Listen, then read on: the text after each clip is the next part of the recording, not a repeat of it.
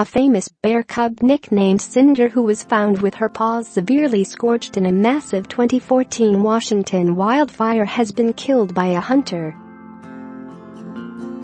Rich Beausoleil, with the Washington Department of Fish and Wildlife, has confirmed that a team in September set out to find the den of the black bear because her radio transmitting collar stopped working 11 months prior. Beausoleil said officials hoped the collar stopped sending signals in October 2017 because Cinder was holed up for the winter. Share this article. Share instead. The team found the rescued bear's skeletal remains close to where she was set free in 2015 in the mountains outside Leavenworth, Washington, after a nearly year-long rehabilitation. Cinder was about 5 years old at the time of her death. In July 2014, Cinder, then a 34-pound cub, was found by a landowner cowering under a horse trailer after the Carrollton complex fire, her paws so badly burned that she was pulling herself along by her elbows. She completely healed after stints at a California Wildlife Center and the Idaho Black Bear Rehabilitation Center, and in June 2015 was released with much fanfare back into the wild. An orphan cub named Kalana that was released with Cinder was killed by a hunter 5 months later, reported Methow Valley News.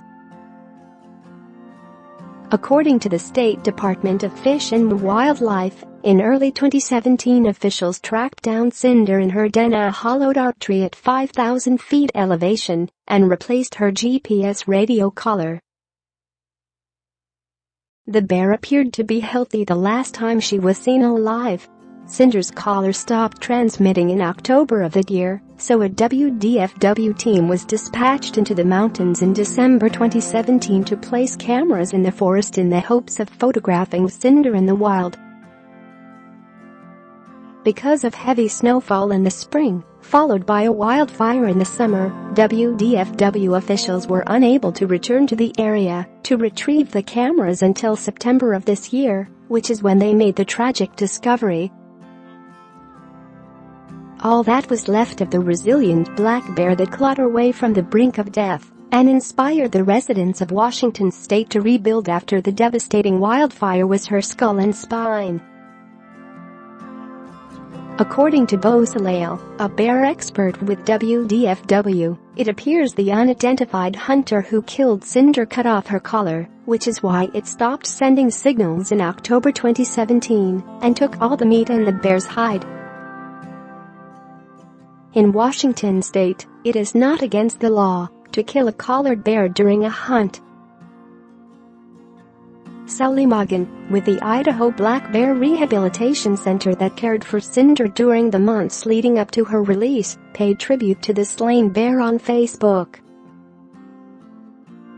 "We will remember Cinder for the gentle, calm bear she was, and for the pain and suffering and inspiration she became to so many humans," she wrote. "She touched our hearts, filled our souls with compassion and the undeniable desire to help her heal. She did heal, bringing us humans along with her, those who suffer in fire and lose so much.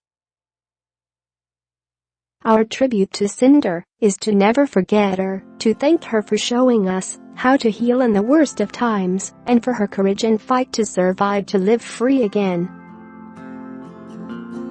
Morgan noted that, while some people believe that it would be best to send rescued bears like Cinder to an animal sanctuary or a zoo to live out their days in safety, in her 29 years rehabilitating bears, she has never met one that would trade 5 days of freedom for a lifetime of living in captivity.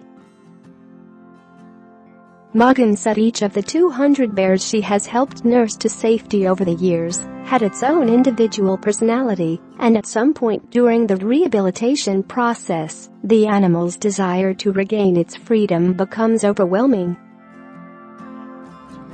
"As wildlife rehabilitators, we all face the goal of recovery and release," she wrote.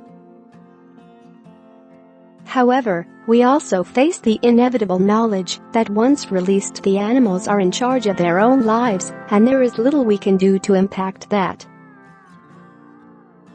We can be there should they need help again, but after release their lives belong to them.